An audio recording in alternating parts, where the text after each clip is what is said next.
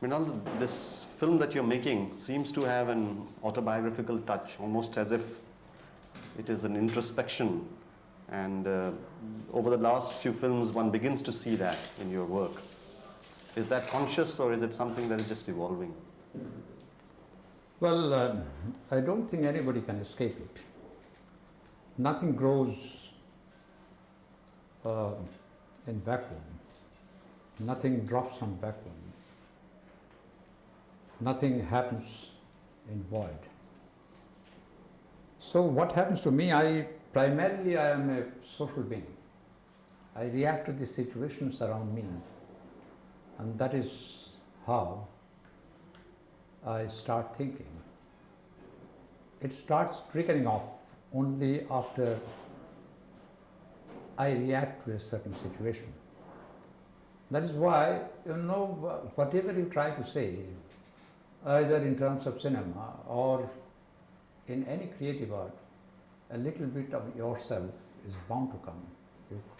If you are very serious about the world around you, if you are very serious about things around you, well, you can't go beyond it. So that's why I remember once someone asked me in a foreign festival, possibly in Venice, asked me, to what extent your films are autobiographical? Well, I said, physically, well, you will find hardly me in any of my films, but then I think I am present everywhere. This is what happens with everybody, and it happens to me as well. No, that is true if you really work, almost as if you are finding your main subject within yourself, that it is not a little bit of an autobiography, which everybody has. Yes. But as if that has become an obsession. This is what has started happening for quite some time. And I have been passing through several phases, even though when I look back, and I have a long career in a way, and when I look back and I try to make a very dispassionate assessment of what I have done all my life, I have seen that for the last several years, I have withdrawn into myself. Instead of pointing my finger at the enemy outside, I have been trying to see the enemy within me and stand before the mirror. And are you guilty about something? Do you feel guilty about something? Well, this is what I'm talking about. I put my accusing finger at myself. And this is not self-castigation. This is not self-pity. This is not self-abnegation. Well, anyway, this is not anything which is to pull me down. What I'm trying to do, I'm trying to understand myself. And in the process, I'm trying to understand my society in a way. Because I happen to be an integral part of the inseparable part of the society to which I essentially belong. And this sense of guilt is also a kind of defense mechanism to my mind. And this perhaps is because of the fact that I find a lot of self-complacency around me. Very little of self-criticism, more of self-complacency around me in the socio-political situation, particularly in my home state. And this has also, to my mind, some kind of political implications. Because, when I found that we could see that the new government has come to stay here, the left government, all of us thought that a lot of things will happen. And then later on, I could see, even though that the left government has been able to do quite a lot, but also it has undone something which we never thought it would. And this is possibly because of the fact that the left government, since it came to power, became less self-critical and more self-complacent. And that was perhaps the reason when I thought of retiring within myself. No, this retirement within yourself, one begins to feel almost as if you've lost your anger. there is, an anger which dominated all your early films to a certain time is no longer there. You're no longer Mrinal Sen, the angry man. You are... Well, I don't think so. I don't think so. This is a very, very superficial assessment of myself. Well, but I shouldn't be angry for no reason. But there is always a kind of dissatisfaction with the state of things around me. And that is why, this is what I try to articulate in very many ways. And this is another way which I found to be much more poignant. There was a time when I used to, if I could put my, put the blame to somebody outside me, well, then in that case things become very simple. But it is not that simple. The life is much more intricate, much more complex than what I used to think before. But there is also some logic behind what I used to do previously. That was the time when we could see a lot of anger, a lot of unrest in the air. And so I could also, I couldn't help being angry at that time. And but later on I could see that there was more of anger, more of political passion, more of blatancy, to be very frank about it, but much less of introspection. And then it so happened that was the time when I used to read a lot. I was not the kind of person which I am now. Now I don't read that much, but at that time, previously, I used to read whatever I ran into. And I remember one day, it was just by accident, I ran into a book on the aesthetics of cinema. And I liked it hugely. I immensely enjoyed it, reading it. Not that I understood the whole of it. And that was the beginning of my initiation into cinema. And since then, I have been trying to catch hold of any book on the aesthetics of cinema. And that was also the time when I started watching films. And what happened then, my interest in films, which used to be run commercially, well, two things went together. And that was the time when I thought the cinema has immense possibilities. That was how I started making films. But then again, I was not very sure.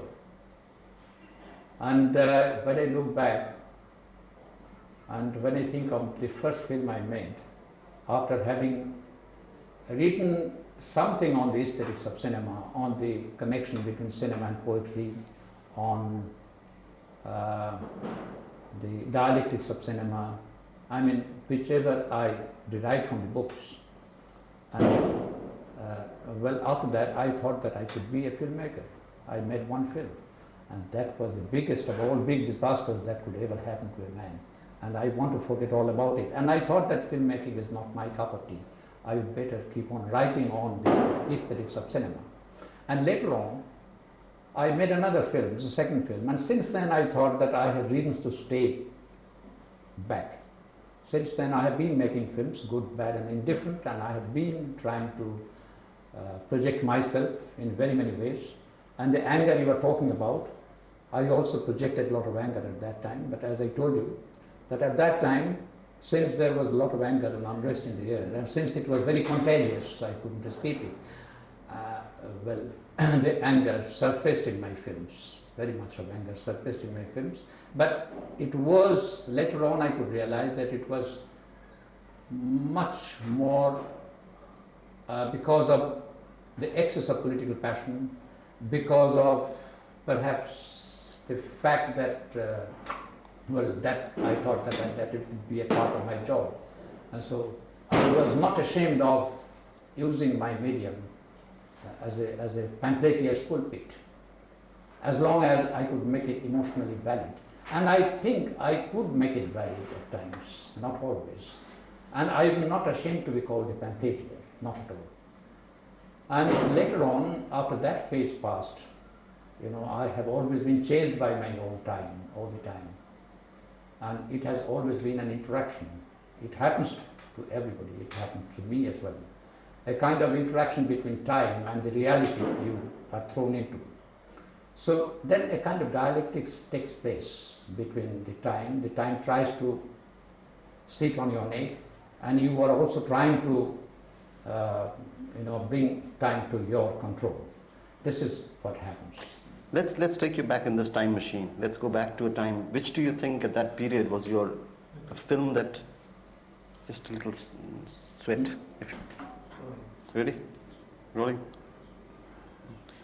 Let's take you back to that period. During that period, did you think of? Can you think today of a film which somehow made you, kind of triggered as a catalyst, which was the launching pad for the works that were to come, the anger that was then to become much more? Can you think of any film that time where you somehow it represented what you are today? Well, as I told you, what I am today, I feel that I happen to be the logical extension what I was at that time. Had I not passed through that period, I would not have been able to come to the period which I am in. So this is there is a continuity. And what I have been trying to do, I feel, looking back and looking into me at the moment, I feel that I happen to be the continuation of a constant attempt to put my ideas in historical perspective. And this is what I have been doing. This is what I feel.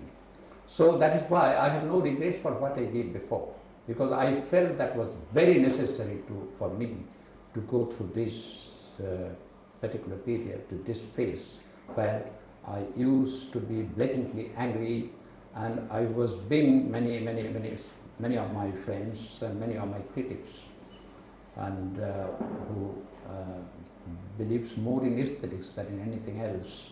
Well, they feel that I believe more in pamphleteering and in gimmickry. Well, on one hand, I used to project my ideas in the shape of slogans. Well, true, I was sloganizing at that time, because sloganizing at that point of time was very important. For instance, look at this man, Peter Weiss, the playwright, the great playwright. And I was deeply impressed by his plays. And if you read this, Discourse on Vietnam, well, the whole play is based on slogans. You find slogans all the time, but the moment it becomes emotionally valid, it makes absolute sense. It also becomes aesthetically valid too. So that was the time I passed through. I was trying to project myself the way I reacted to things around me. During that period, can you pinpoint one film which you felt somehow crystallized your ideas, where your pamphleteering you thought was, its synthesis with emotional validity was the right, proportions? Well, it came with Interview, for instance. Interview was made in 1971, and in 1972 I made Calcutta 71. These are the two films which were talked about. And Calcutta 72 was a very big success. Calcutta 71. Not only Calcutta 71. Yes, that was a film which was quite a success commercially, which in other words means that it was seen by a large number of people. Not only because there was something likable in the film, but perhaps because of the time too. Because that was the time when I remember, it was released in 1972 in September, I believe. In the same year, in March, on 11th March, if I am not mistaken, there was an election which by and large was rigged. And the left party was completely out of the picture. And that was the time when, after 11th of March, not one single political manifestation took place in Calcutta. And Calcutta, without a political demonstration, without a political manifestation, at least once in a week, is almost like reading Hamlet without Prince of Denmark. But that was the time. And when the left activists had to run away from their homes and they had very bad time. So that was the time when the film was released. So, and all the 3 shows in the largest theatre in Calcutta, centrally located, Metro, all the 3 shows were full for 12 continuous weeks. And this is not because of the film alone, but because of the time also. It was almost like the people buying tickets and going to attend a protest meeting. It was like that. So it was marvelous. Had I made this film later, when the movement subsided to a large extent and when the situation became a little better than what it was at that time, well, perhaps the film would not have been that successful. That is why I say that it is not the film alone which which creates, some kind of climate. This is time also helps a lot. In Calcutta 71, one saw, different styles Yes. coexisting. Mm-hmm. I mean, was it consciously done or were you It experimenting? was very, very consciously done, because that was the time when I went wild with this thing. When I went wild with the content, when I went wild with the structure as well. And that was the time when I thought that sticking to a particular form, sticking to a particular structure is all purest conception. I shouldn't get into it. So at places it was very surrealistic. At places it was very, realistic. Almost, you can even call it naturalism. I indulge in naturalism too. And then at times it was agitprop, something like this. Well, it was a very interesting cocktail, and that is what I believed in at that time, and it was done very consciously, and it